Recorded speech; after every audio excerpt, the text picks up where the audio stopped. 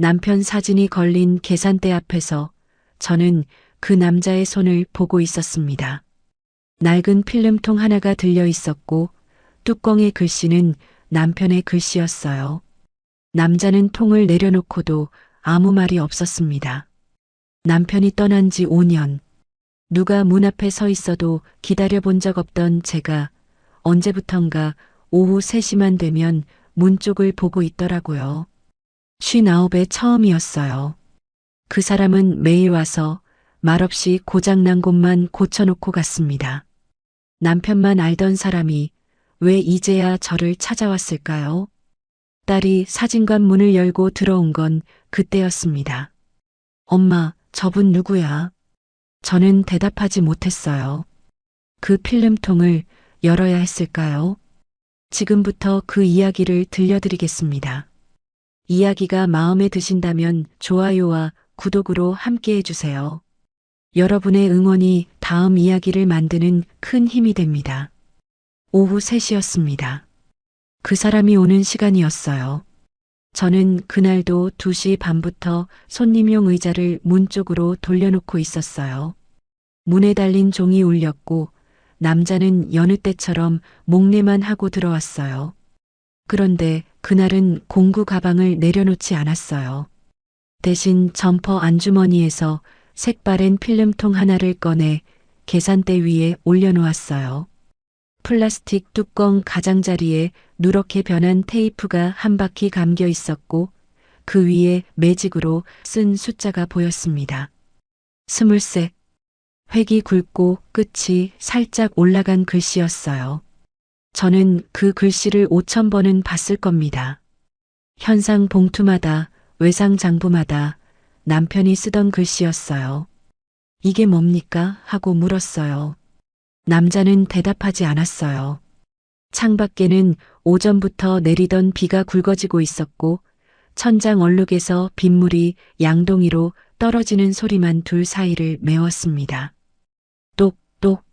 남자는 천장을 한번 올려다보고 공구 가방을 계산대 옆에 내려놓았어요.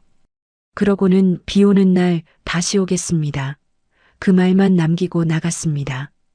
종소리가 먹고 나서야 저는 통을 집어 가만히 흔들어 봤어요. 안에서 필름이 마른 소리를 냈습니다. 비는 오고 있는데 비 오는 날 다시 오겠다니. 계산대 위에 남은 필름통과 가방을 번갈아 보다가 저는 그 말을 몇 번이나 곱씹었어요. 오늘은 아니라는 뜻인지 더 큰 비를 기다린다는 뜻인지. 통의 글씨만이 주인이 너무 분명한 물건으로 거기 놓여 있었습니다. 그 통을 며칠 뒤 다시 남자에게 내밀게 될 줄은 그때는 몰랐습니다. 그 사람이 오후 3시마다 사진관에 오기 시작한 건 그보다 2달 전 일이었습니다. 그런데 그 2달을 말씀드리려면 먼저 제 이야기부터 해야겠네요. 저는 올해 59이고 남편과 함께하던 동네 사진관을 5년째 혼자 지키고 있어요. 아침 8시에 셔터를 올리고 진열장 유리를 닦는 걸로 하루를 시작합니다. 진열장 안에는 이 동네 30년이 들어있어요. 앞집 쌀집 부부의 회갑사진, 골목 끝 슈퍼집 아들 돌사진. 다 남편이 찍은 것들입니다. 요즘은 증명사진 손님이 한 달에 손에 꼽을 정도고 오래된 액자 수리가 들어오면 그날은 운이 좋은 날이에요. 계산대 뒤에는 남편이 입던 현상 작업 가운이 아직 걸려 있습니다. 소매 끝이 약품에 달아 하얗게 바른 가운인데 저는 5년 동안 그걸 빨지도 치우지도 못했어요. 가게 안쪽의 암실문은 남편이 떠난 뒤로 열어본 적이 없습니다. 손잡이에 먼지가 앉으면 닫기만 하고 돌리지는 않았어요. 딸은 전화할 때마다 같은 말을 했습니다. 엄마, 이제 사진관 정리해. 아빠 물건 붙잡고 살지 말고. 지난달에는 부동산에 내놓기만 해보자는 말까지 나왔어요. 딸의 말이 틀린 건 아니었습니다. 보증금을 빼면 딸네 근처에 작은 방을 얻을 수 있고 새벽마다 셔터를 올리는 일도 끝나겠지요. 그런데 저는 지난 봄에 가게 계약을 1년 더 연장하면서 딸에게는 끝내 말하지 못했어요. 이 가게에는 아직 남편의 약품 냄새가 남아 있었거든요. 환기를 시켜도 빠지지 않는 냄새였어요. 저는 그 냄새가 빠질까봐 겨울에도 문을 오래 열어두지 않는 사람이었어요. 그런 저한테 그 남자가 나타났습니다. 그 남자가 처음 온 건 지난 봄, 비가 내리던 날이었습니다. 사진을 찍으러 온 것도 필름을 맡기러 온 것도 아니었어요. 남자는 들어와서 벽에 걸린 사진들을 천천히 보다가 남편 사진 앞에서 걸음을 멈췄습니다. 작업 가운을 입고 암실 문 앞에서 웃고 있는 사진이에요. 남자는 그 앞에 오래 서 있었어요. 접은 우산 끝에서 빗물이 바닥으로 둥글게 번지는데도 자리를 옮기지 않았어요. 우산을 쥔 손등에 굵은 힘줄이 서 있었고 손마디마다 굳은 살이 박여 있었어요. 일을 오래 한 손이었어요. 뭐 찾으시는 거 있으세요? 하고 물었더니 남자는 고개만 저었어요. 그러고는 나가다가 출입문 셔터를 손으로 쓸어보더라고요. 몇 해 전부터 올릴 때마다 쇳소리가 나던 셔터였어요. 남자는 그 자리를 2번 만져보고는 인사도 없이 갔어요. 다음 날 아침이었어요. 셔터를 올리는데 소리가 나지 않았어요. 손에 걸리던 묵직함도 없었어요. 레일에 새 기름이 발라져 있었고 휘었던 부분이 반듯하게 펴져 있었어요. 저는 셔터를 끝까지 올려놓고 골목을 내다봤습니다. 우산을 쓴 학생들이 학교 쪽으로 몰려가고 두부 트럭이 확성기를 켠 채 지나갔어요. 늘 보던 아침이었어요. 누가 새벽에 와서 남의 가게 셔터를 고치고 갔는지 물어볼 사람도 없는 아침이었어요. 저는 손에 묻은 기름을 한번 들여다보고 행주로 닦아냈습니다. 닦으면서도 자꾸 손바닥을 폈다 접었다 했어요. 그 뒤로 남자는 거의 매일 왔습니다.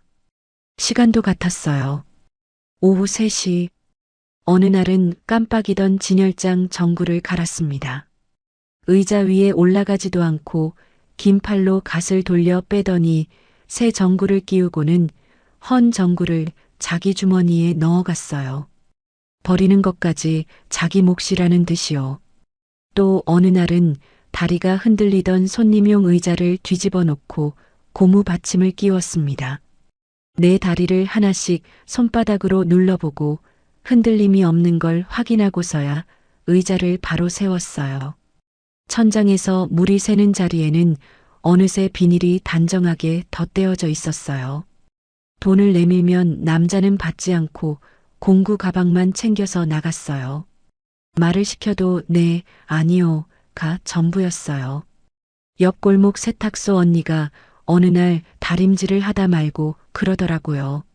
저 양반 사진 찍으러 오는 얼굴이 아니야.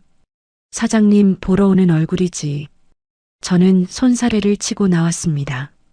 그런데 그날부터 제 손이 먼저 움직이기 시작했어요. 2시 반쯤 되면 손님용 의자를 문 쪽으로 돌려놓고 남자가 갈아준 전구 밑을 걸레로 한 번 더 닦았어요. 3시가 지나도 문이 열리지 않는 날에는 닦아놓은 자리를 괜히 또 닦았어요. 의자를 돌려놓는 손은 제 손인데 저는 그 손을 모르는 척했습니다. 남편 사진 앞을 지날 때만 걸음이 조금 빨라졌어요. 그 비오는 오후에 남자가 두고 간 공구 가방은 계산대 옆에 그대로 있었어요. 가방 손잡이가 손때로 반들반들했어요. 주인이 찾으러 올 물건이 가게 안에 있다는 게 5년 만에 처음으로 문 닫는 시간을 더디게 만들었어요. 필름통을 받고 사흘쯤 지났을 때였어요. 비가 그친 김에 남편 책상 서랍을 정리했습니다. 마른 만년필, 고무줄로 묶인 영수증 뭉치, 쓰다만 현상 약품 주문서. 영수증 날짜가 전부 남편이 병원에 다니기 시작하던 그해 봄에 멈춰 있었어요. 뭉치 밑에서 반으로 접힌 쪽지가 나왔습니다. 남편 글씨였어요. 23번은 아직 현상하지 말 것. 도윤이가 올 때까지 기다릴 것. 저는 쪽지를 들고 계산대로 갔습니다.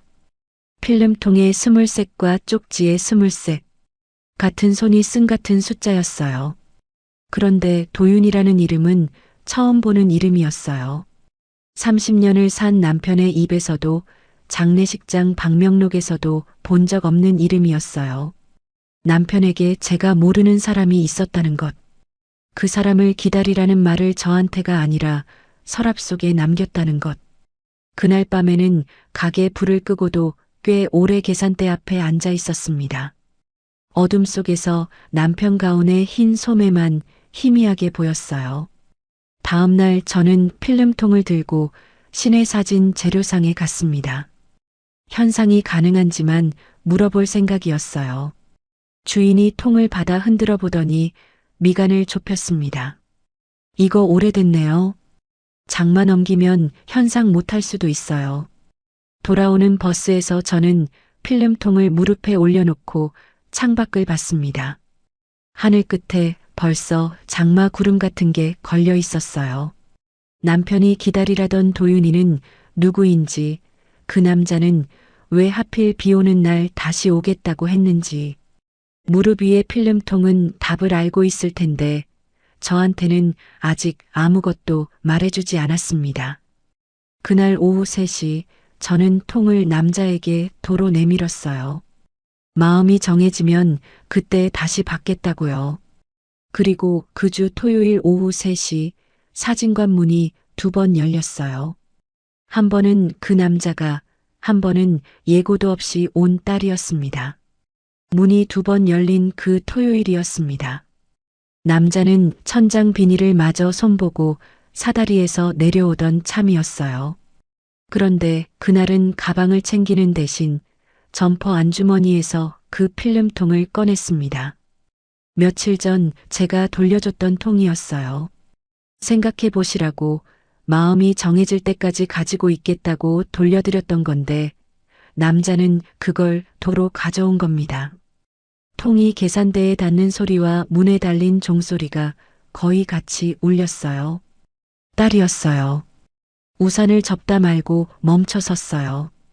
계산대 위에 막 놓인 필름통과 그 위에 아직 떠있는 남자의 손과 받지도 밀어내지도 못하고 서 있는 저를 딸은 차례로 봤습니다. 엄마, 저분 누구야? 저는 대답하지 못했어요. 아빠 친구라고 하기엔 아는 게 없었고 손님이라고 하기엔 그 사람은 5년 동안 사진 한 장 찍지 않았으니까요. 남자가 딸에게 고개를 숙이고 저에게도 고개를 숙이고 공구 가방을 챙겨 나갔습니다. 종소리가 유난히 길게 들렸어요. 딸은 잠시 말이 없다가 가게 안을 둘러보기 시작했습니다. 소리가 사라진 셔터를 올렸다 내려보고 새로 갈린 전구를 올려다보고 의자 다리에 고무 받침을 발끝으로 눌러봤어요. 그러더니 계산대 앞에서 멈췄습니다. 필름통의 글씨를 알아본 거예요. 딸도 제 딸이라 아빠 글씨를 모를 리 없지요. 엄마, 이거 아빠 글씨잖아. 왜 저 사람이 아빠 물건을 가지고 있어? 저는 모른다고 했습니다. 거짓말이 아니었어요.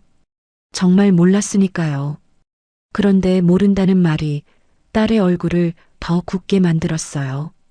모르는 남자가 모르는 이유로 아빠 물건을 들고 엄마 가게를 드나든다는 뜻이 되니까요.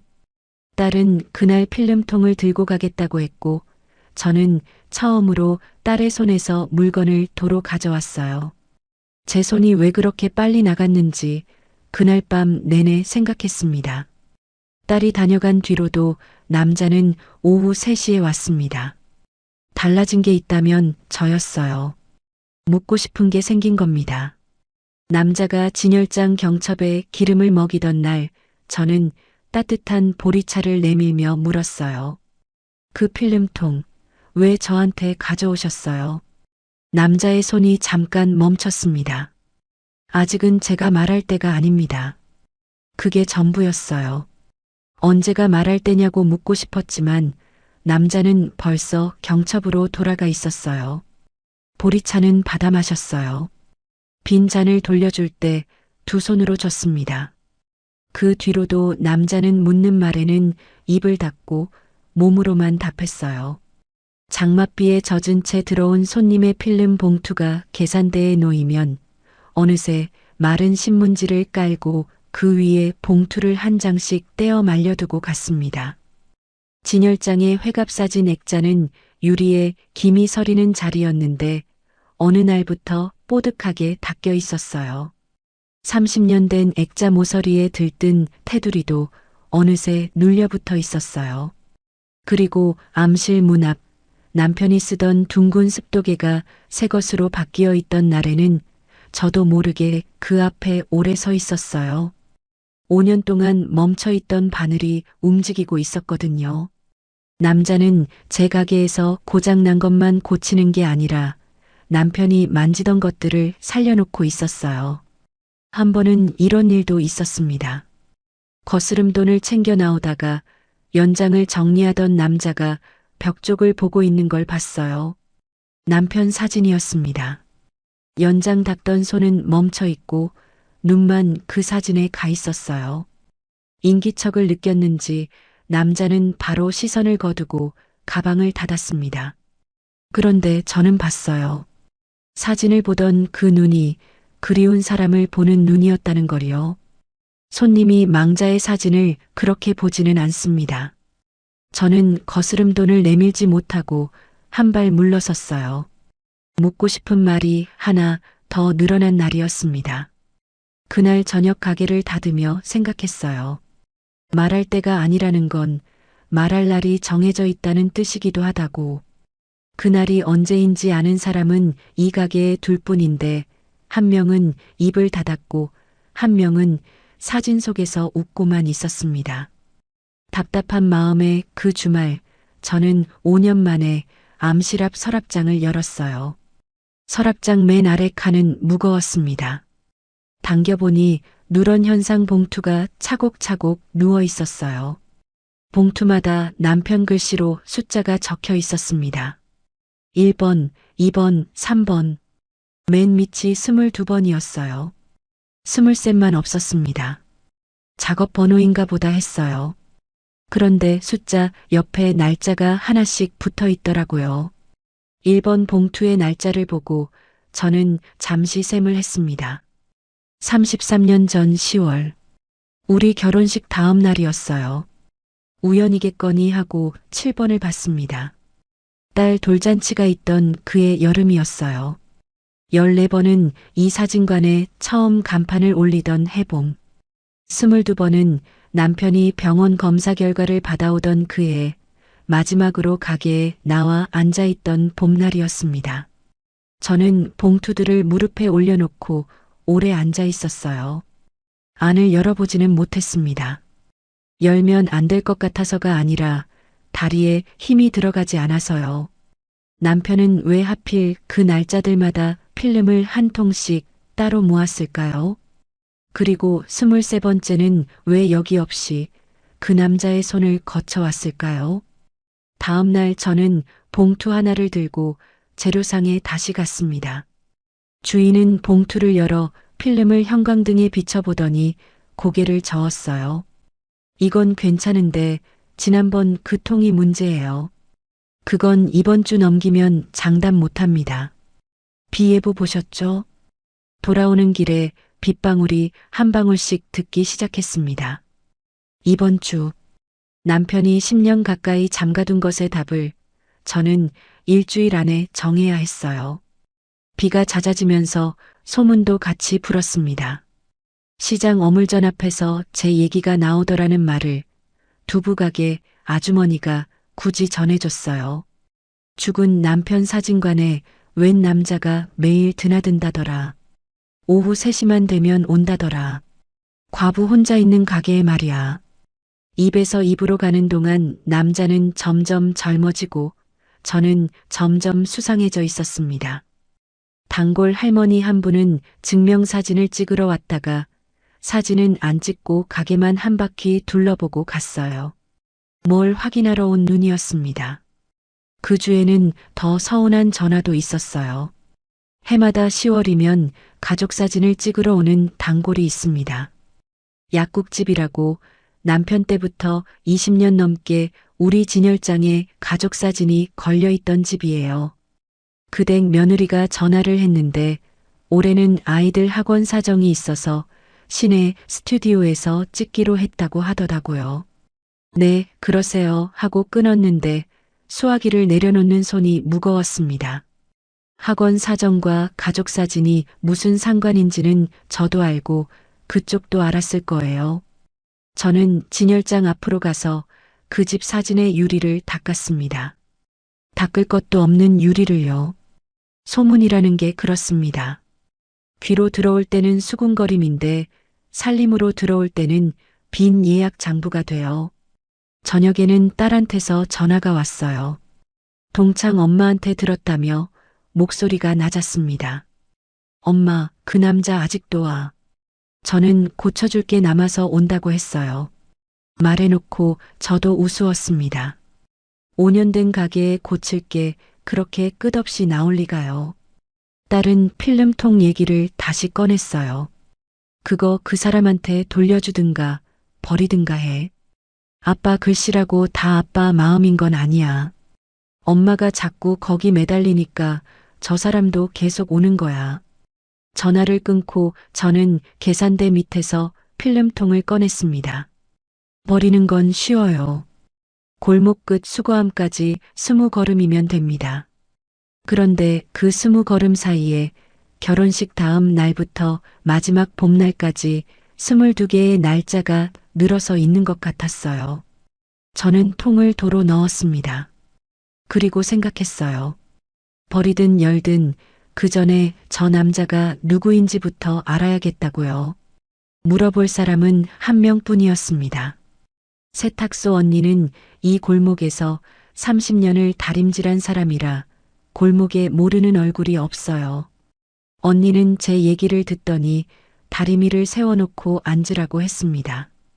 박도윤이 그 이름을 언니 입에서 들었을 때 저는 서랍 속 쪽지가 떠올라 숨을 골랐어요.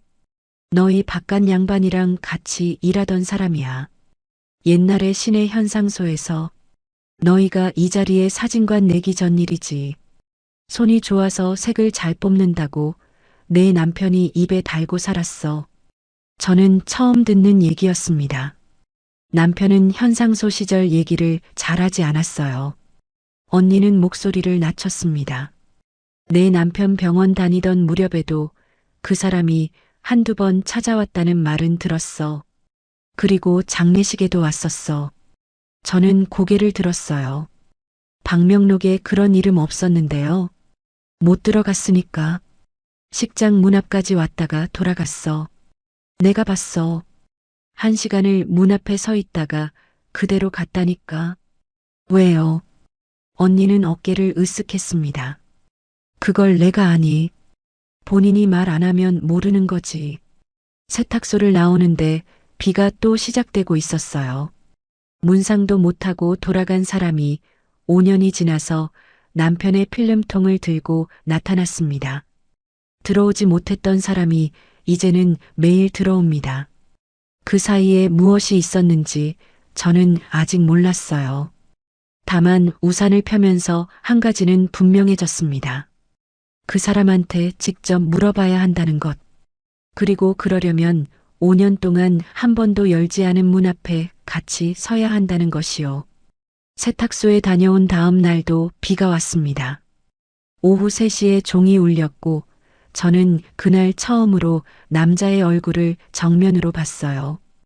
이름을 알고 보는 얼굴은 어제까지와 다르게 보였습니다.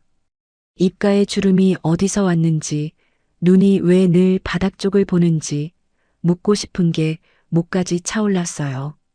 그런데 이름을 안다고 말하는 순간 무언가 깨질 것 같아서 저는 끝내 그 이름을 입 밖에 내지 못했습니다.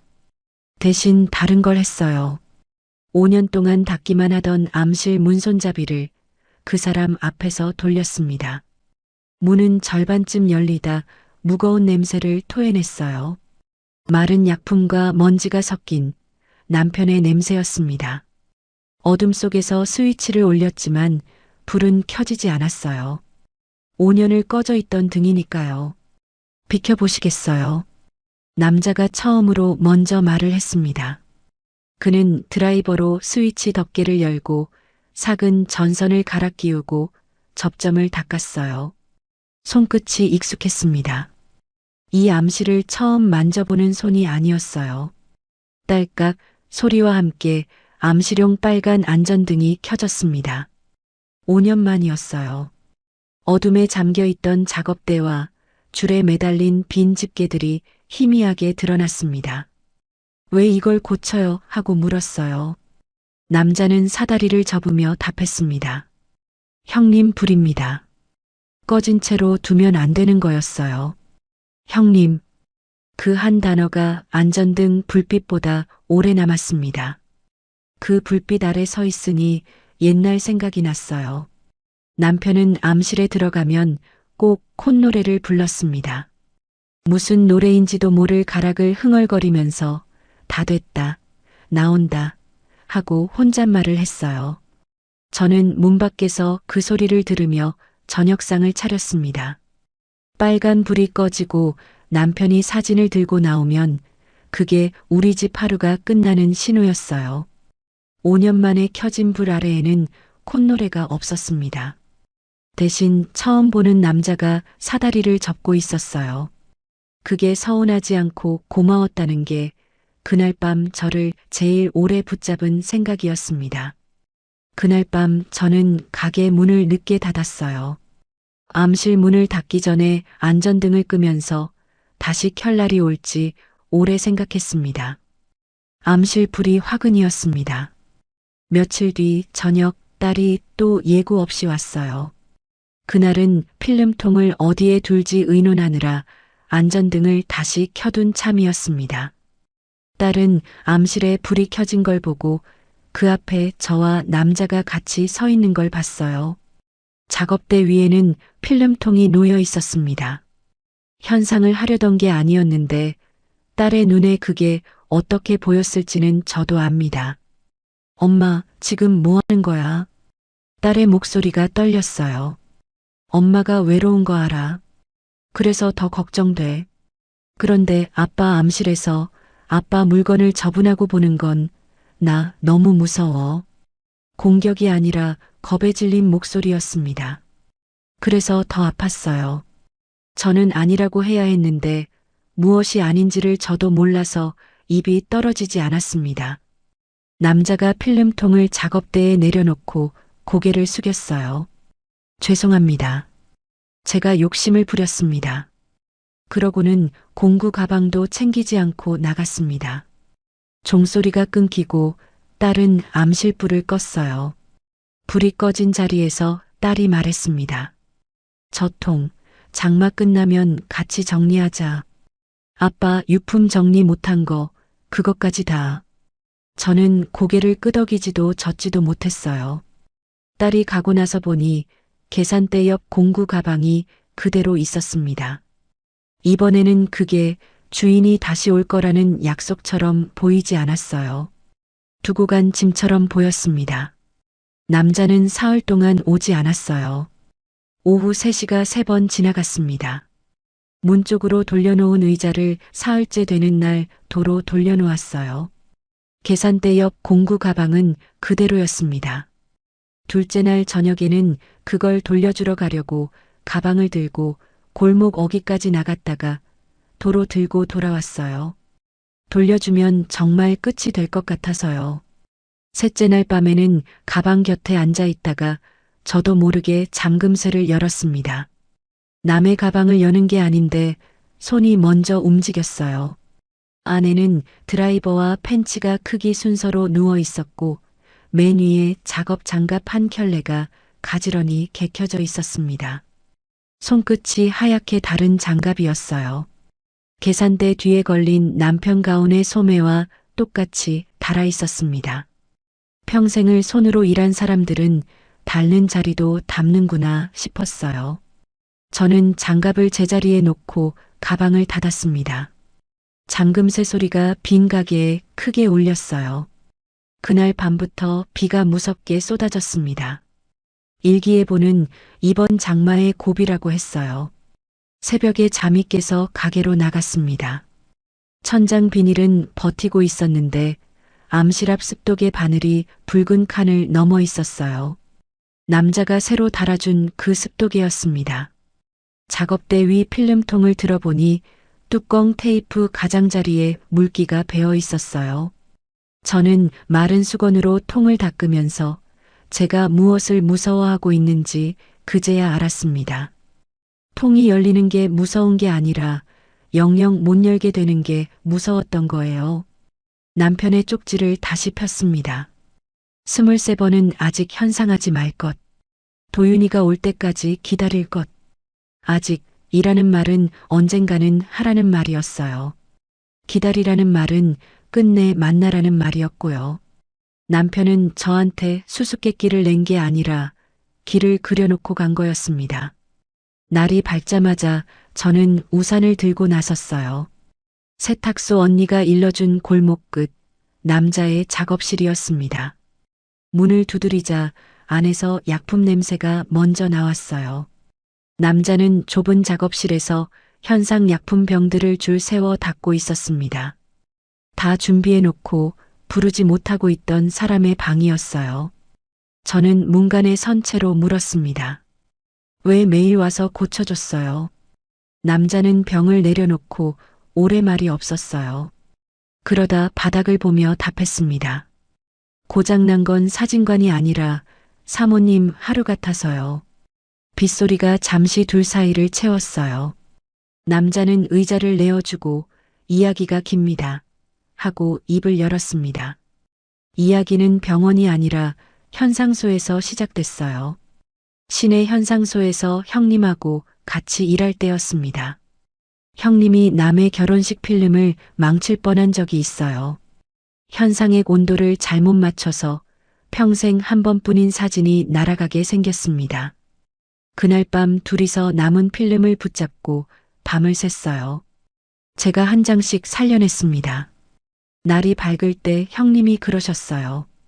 도윤아, 내 필름은 내가 2번 살리는구나. 그 뒤로 형님은 중요한 필름은 꼭 저한테만 맡기셨습니다. 남자는 거기서 잠시 숨을 골랐어요. 그래서 알았습니다. 형님이 마지막 필름을 제 손에 쥐어주셨을 때 그게 형님한테 어떤 필름인지요. 형님 병원 다니실 때 2번 찾아뵀습니다. 2번째 갔을 때 형님이 2통을 주셨어요. 자기가 못하게 되면 대신 현상해달라고. 단 조건이 있다고 하셨습니다. 지금 말고. 사모님이 매일 같은 얼굴로 울지만 않게 되는 날, 그때 가져가라고요. 남자는 필름통이 놓였던 자기 손바닥을 내려다봤어요. 장례식장까지 갔습니다. 그런데 문 앞에서 안에서 우시는 소리가 들렸어요. 아직이구나 했습니다. 그게 5년이 될 줄은 몰랐어요. 올봄에 우연히 사진관 앞을 지나는데 사모님이 셔터를 올리다가 골목 학생들을 보고 웃고 계시더라고요. 그날 처음 들어갔습니다. 저는 그 말을 듣는데 셔터가 고쳐져 있던 아침에 제 손바닥이 떠올랐어요. 그 웃음을 저는 기억도 못하는데 이 사람은 그걸 보고 5년 만에 문을 연 거였습니다. 그런데 왜 바로 말하지 않았어요? 남자는 고개를 숙였어요. 통을 들이면 형님 심부름이 끝나니까요. 끝나면 더 올 이유가 없으니까 비겁하게 미뤘습니다. 죄송합니다. 저는 잠시 말을 잇지 못했습니다. 미룬 건 그 사람만이 아니었으니까요. 저는 일어나서 말했어요. 장마 고비가 내일이래요. 오늘 현상해 주세요. 23번. 그날 오후 5년 만에 암실이 일을 시작했습니다. 빨간 안전등 아래에서 남자의 손은 빠르고 조심스러웠어요. 딸에게는 제가 전화를 했습니다. 와서 봐야 할 게 있다고만 했어요. 딸은 비를 뚫고 왔고 세탁소 언니도 우산을 털며 들어왔습니다. 현상액 트레이 위로 종이가 잠기고 어둑한 불빛 속에서 상이 천천히 올라왔어요. 처음 몇 장은 색이 바래 형체만 남아 있었습니다. 남자가 약품 온도를 다시 맞추고 마지막 한 장을 집게로 건져 올렸을 때 딸이 숨을 들이켰어요. 사진 속에는 제가 있었습니다. 새벽 사진관 앞에서 혼자 셔터를 올리는 뒷모습. 날짜를 셈해 보니 남편이 마지막으로 가게에 나왔던 그 봄이었어요. 병원 가는 길에 들렀다던 날 남편은 길 건너에서 저를 찍고 있었던 겁니다. 줄에 걸린 사진이 마르는 동안 봉투 바닥에서 접힌 종이가 나왔어요. 남편 글씨였습니다. 22통은 당신 모르게 찍은 당신이요.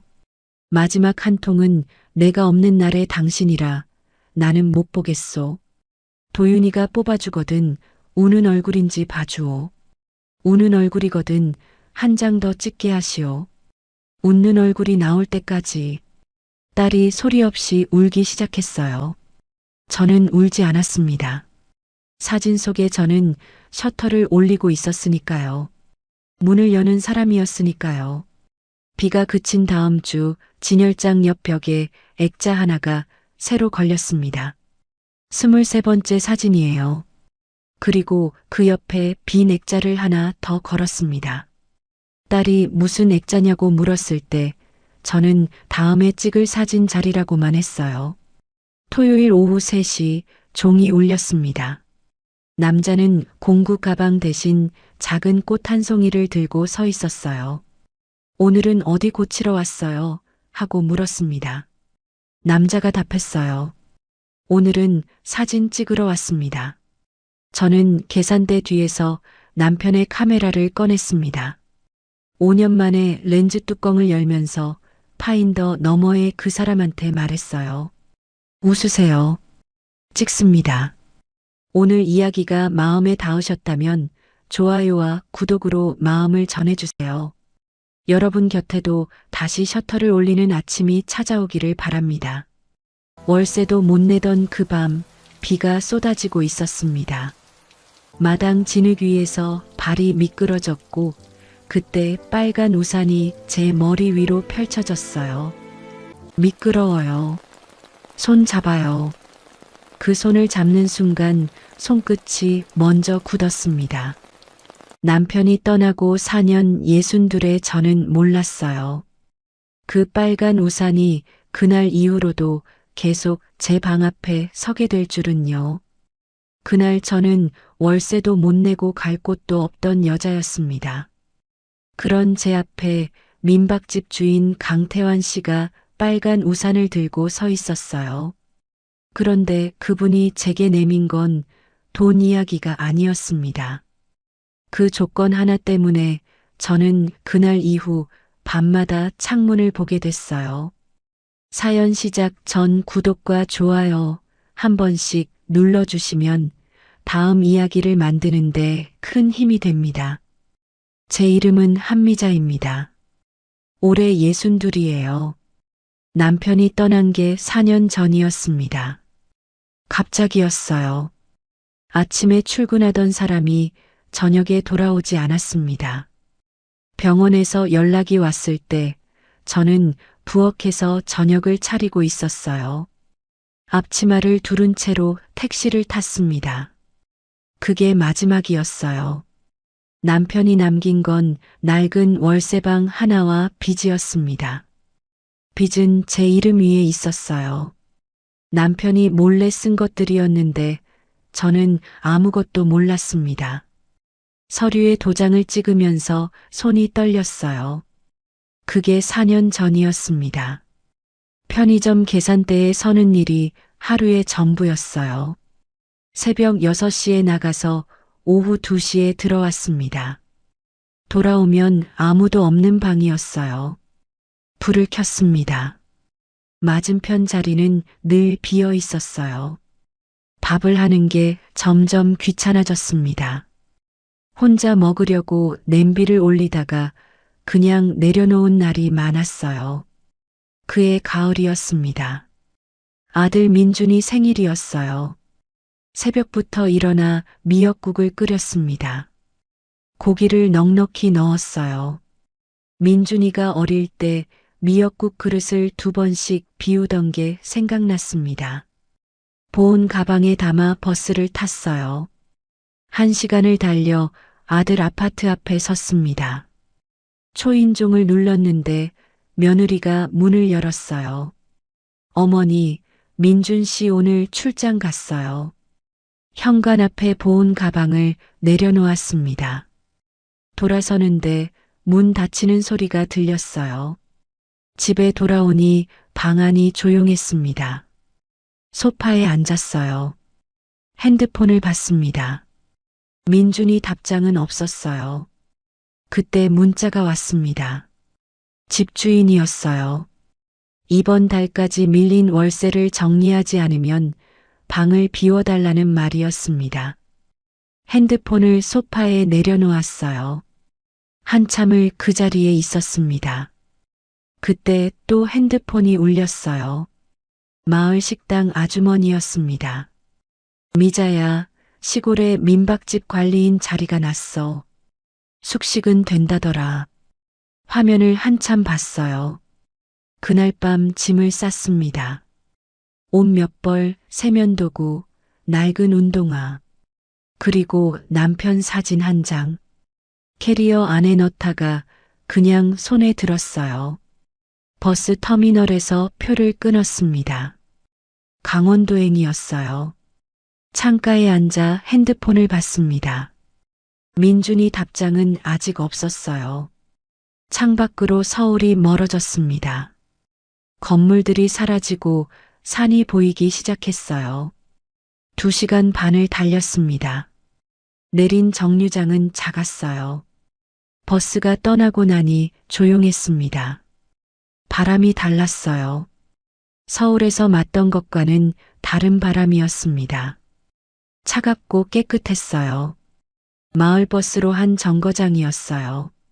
내리자마자 비가 내리기 시작했습니다. 가방에 우산이 없었어요. 처마 밑에 서서 두리번거렸습니다. 그때 멀리서 빨간 우산이 보였어요. 이쪽으로 걸어오고 있었습니다. 저를 향해서였어요. 한미자 씨 맞죠? 낮고 차분한 목소리였습니다. 60 중반쯤 됐을까요? 머리가 반쯤 휘었고 등이 반듯했어요. 말수가 없어 보이는 얼굴이었습니다. 빨간 우산이 제 머리 위로 기울어졌어요. 자기 어깨는 비를 맞으면서요.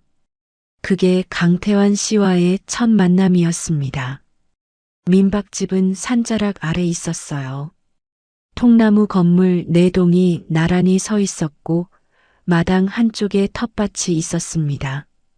관리인 별채는 본체에서 조금 떨어진 작은 건물이었어요. 문을 열자 나무 냄새가 났습니다. 창문이 컸어요. 커튼을 젖히니 산이 바로 보였습니다. 4년 동안 반지하 월세방에서 살았어요. 창문 밖에 산이 보인다는 게 실감이 나지 않았습니다. 한참을 그 자리에서 있었어요. 태환 씨가 짐을 내려놓으며 말했습니다. 불편하면 말해요. 그리고 나갔어요. 더 묻지 않았습니다. 방 안에 혼자 남았어요. 남편 사진을 창가에 세워뒀습니다. 사진 속 남편은 웃고 있었어요. 여보, 나 여기서 다시 시작해볼게. 혼자 중얼거렸습니다. 천장을 올려다 봤어요. 나무 천장이었습니다. 4년 동안 보던 곰팡이 천장이 아니었어요. 눈을 감았습니다. 다음 날 아침이었습니다. 알람도 없이 눈이 떠졌어요. 새소리가 들렸습니다. 서울에서는 들어본 적 없는 소리였어요. 창문을 열었습니다. 산 냄새가 들어왔어요. 안개가 산자락을 감싸고 있었습니다. 한참을 그 자리에서 있었어요. 본체 쪽에서 연기가 올라왔습니다. 된장 냄새가 났어요. 문을 열고 나갔습니다. 본체 부엌에 태환 씨가 서 있었어요. 앞치마를 두르고 있었습니다. 남자가 앞치마를 두른 모습이 낯설었어요. 남편은 28년 동안 부엌에 한 번도 안 들어온 사람이었거든요. 식탁에 밥상이 차려져 있었습니다. 된장국에 계란말이, 김치, 소박했어요. 앉아서 숟가락을 들었습니다. 된장국을 한 모금 마셨어요. 뜨거웠습니다. 목구멍을 타고 내려가는 게 느껴졌어요. 눈물이 날 것 같았습니다. 이상한 일이었어요. 그냥 된장국인데요. 고개를 숙이고 밥을 먹었습니다. 식사가 끝나고 제가 일어서려는데 태환 씨가 말했어요. 놔둬요. 내가 할게요. 설거지 얘기였습니다. 남편이 살아있을 때도 들어본 적 없는 말이었어요. 손을 거뒀습니다. 그날부터 민박집 생활이 시작됐어요. 아침 6시에 일어나 조식을 준비했습니다. 객실을 돌고 장부를 정리하고 텃밭 일을 했어요. 손이 바쁜 게 오히려 좋았습니다. 생각할 틈이 없었거든요. 태환 씨는 말이 없었어요. 그런데 이상한 사람이었습니다. 시키지 않아도 무거운 건 먼저 들었어요. 고장난 데는 다음날 아침이면 고쳐져 있었습니다. 제가 텃밭에서 힘들게 호미질을 하고 있으면 어느새 옆에 와서 말없이 같이 하고 있었어요. 고맙다는 말을 하려고 하면 이미 돌아서 있었습니다. 저는 그때 몰랐어요. 태환 씨가 얼마나 오래 혼자였는지를요. 본체 식탁에는 밥그릇이 하나였습니다. 제가 오기 전부터 그랬을 거예요. 어느 날 저녁 본체 불이 일찍 꺼졌어요. 9시도 되지 않았는데 창문이 어두워졌습니다. 손님방은 따뜻한데 본체만 어둡고 조용했어요. 딸 서연 씨와의 전화도 짧았습니다. 마당 쪽에서 태환 씨 목소리가 잠깐 들리다가 금방 끊겼어요. 내용은 들리지 않았습니다. 그냥 짧았어요.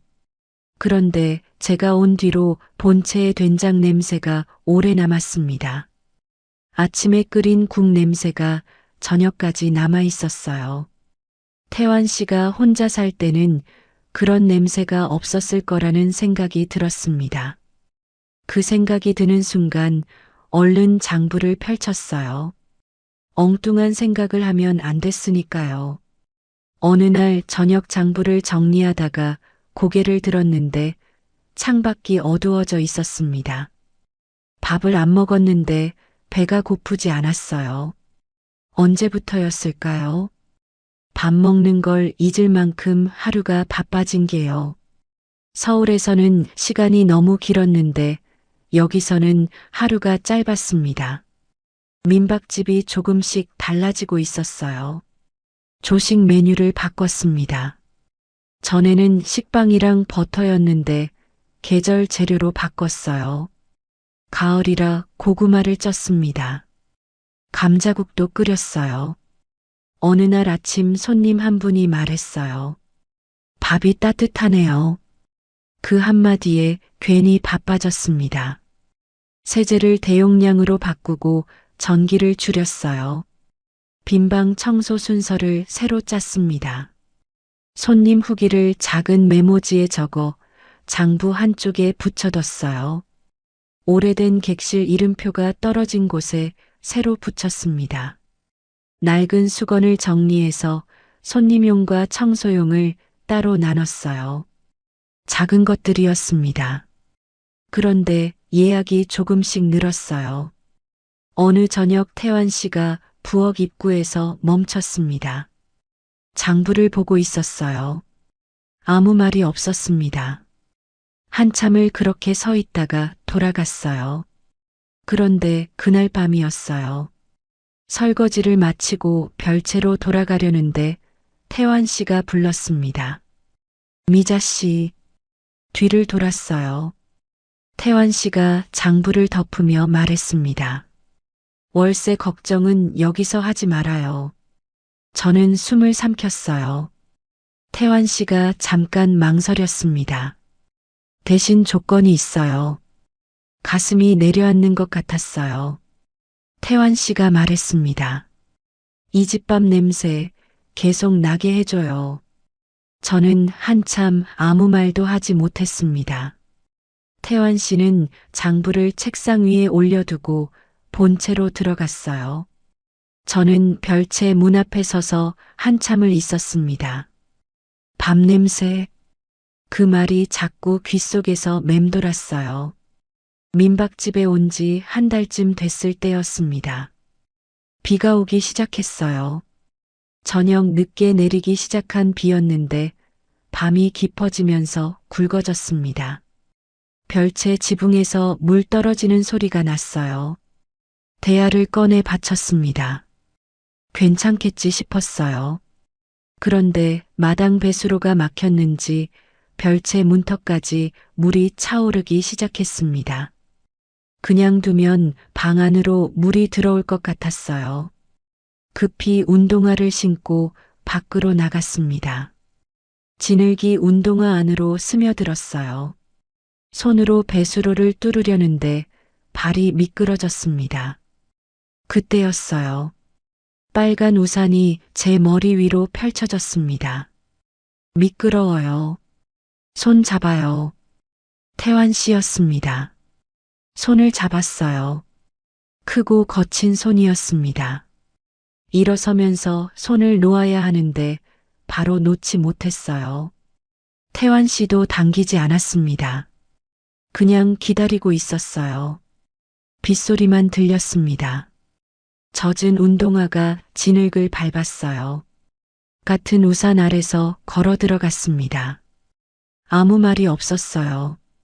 별채 앞에서 태환 씨가 우산을 문 옆에 세워두고 돌아갔습니다.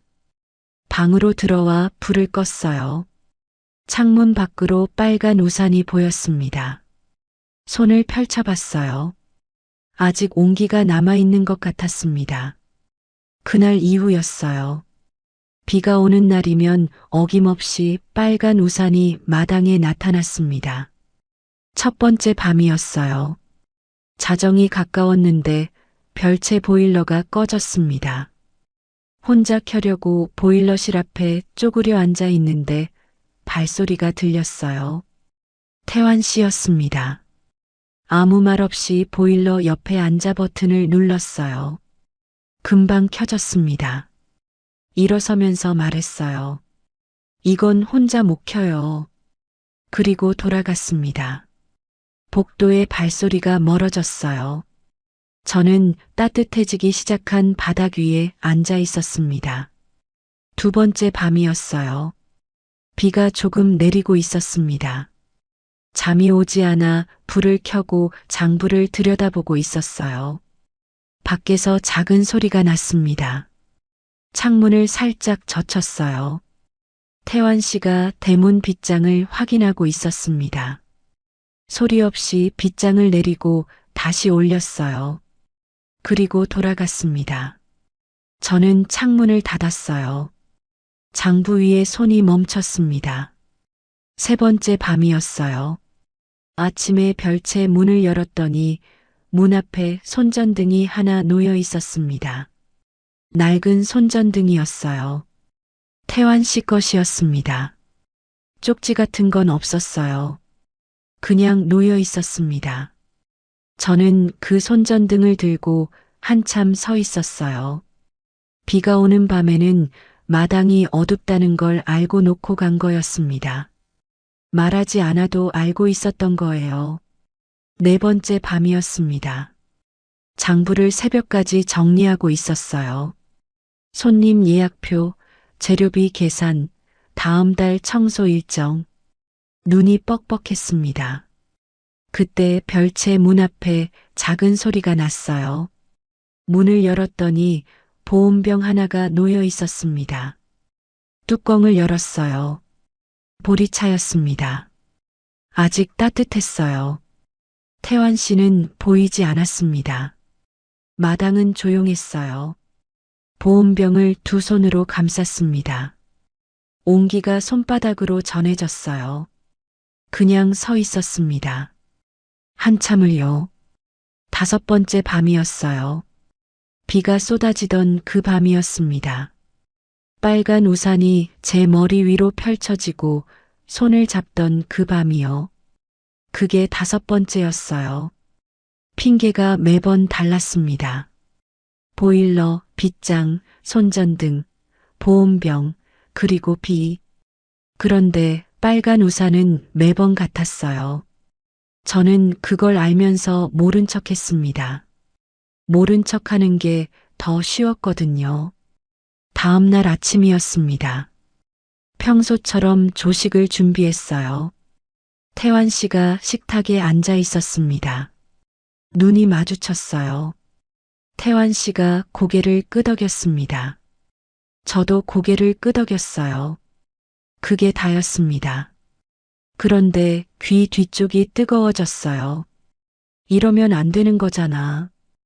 혼자 중얼거렸습니다. 그런데 비 예보가 있는 날이면 괜히 창문을 한 번 더 봤어요.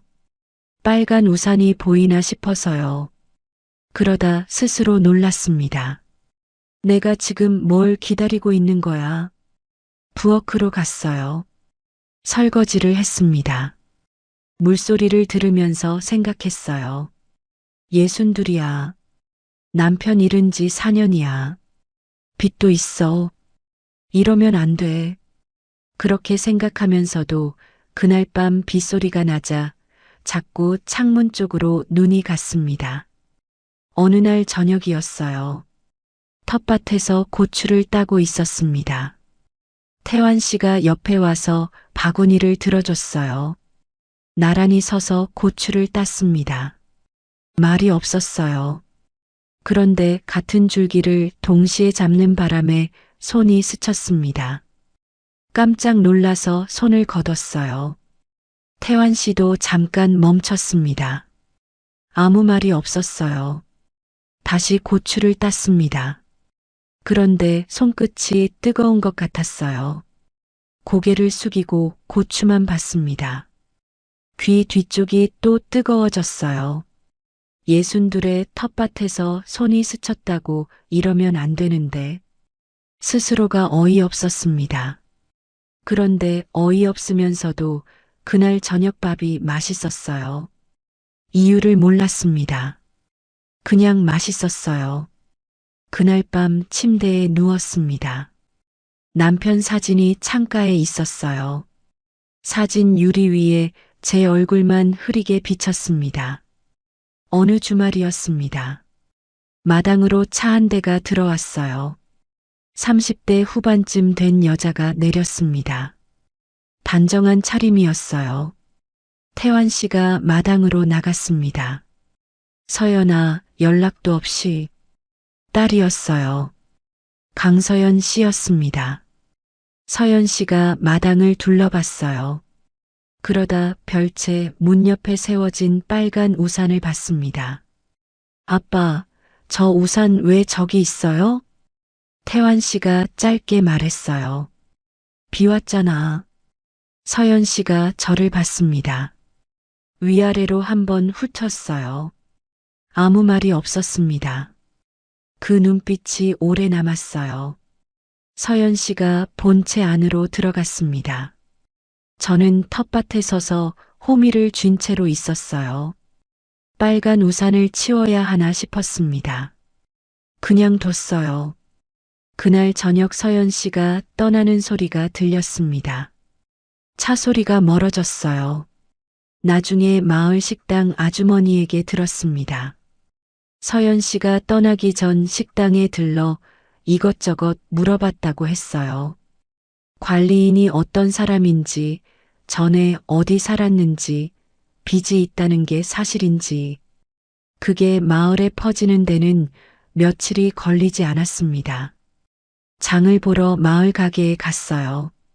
계산을 하는데 뒤에서 소리가 들렸습니다.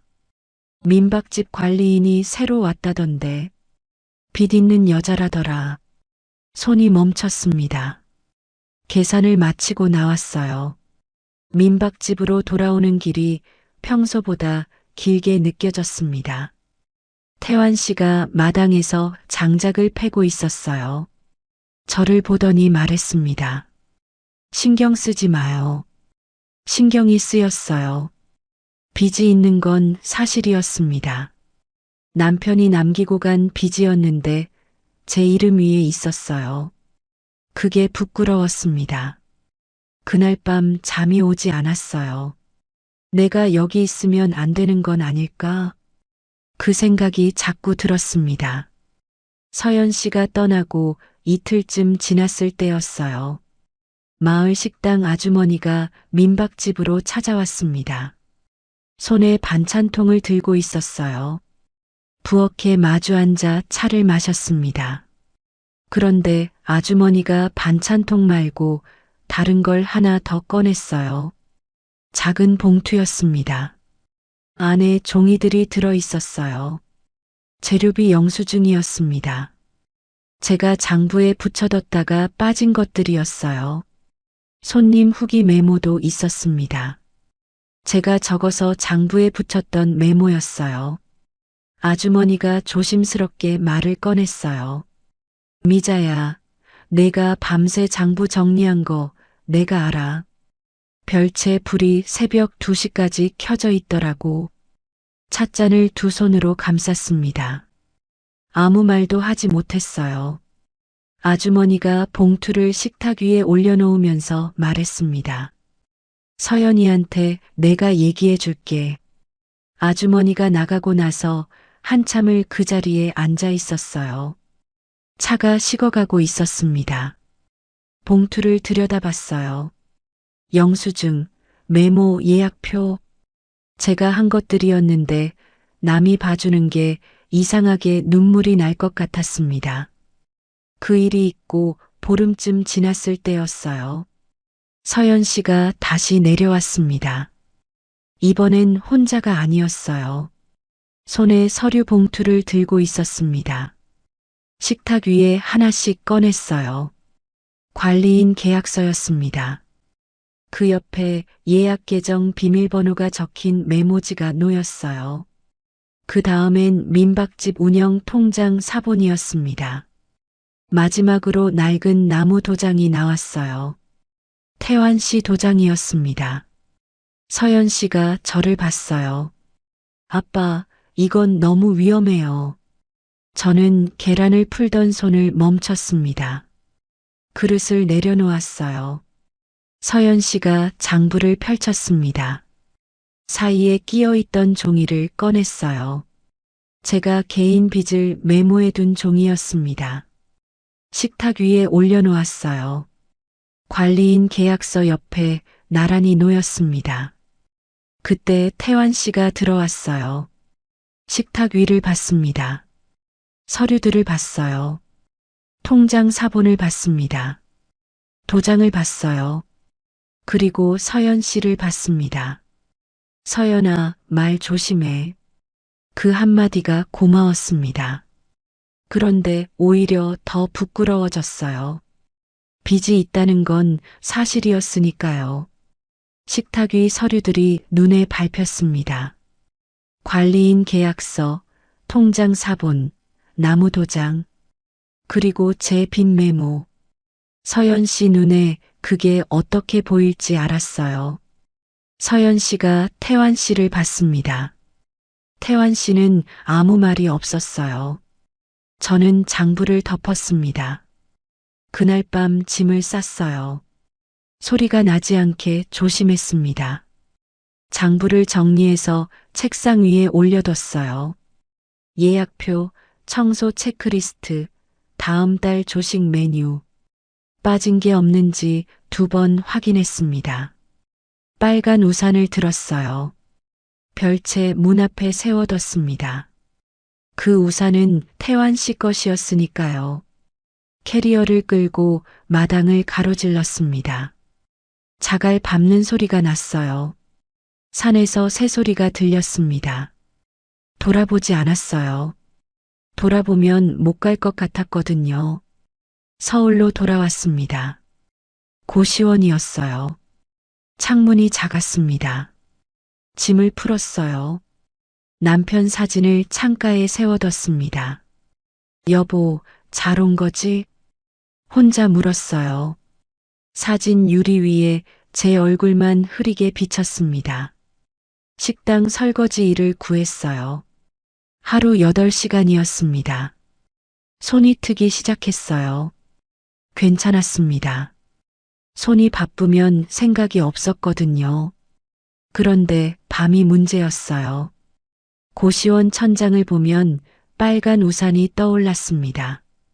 비 오는 날이면 더 심했어요. 창문을 두드리는 빗소리가 들릴 때마다 마당이 생각났습니다. 보온병 온기가 생각났어요. 손전등이 생각났습니다. 태환 씨 손이 생각났어요. 잊으려고 했습니다. 이미 지나간 일이었어요. 그렇게 열흘이 지났습니다. 그 열흘 동안 서연 씨는 민박집에 있었어요. 새벽에 혼자 본체 식탁에 앉아 있었습니다. 제가 두고 간 장부를 보고 있었어요. 한 장 넘기고 또 한 장 넘겼습니다. 전기요금 줄인 내역이 있었어요. 세제값이 있었습니다. 계절 조식 재료비가 있었어요. 손님 후기 메모가 붙어 있었습니다. 빈방 청소 순서가 적혀 있었어요.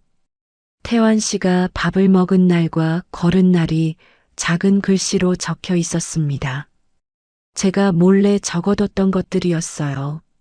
서연 씨 손이 그 페이지 위에서 멈췄습니다. 빈 메모보다 민박집 계산이 훨씬 많았어요.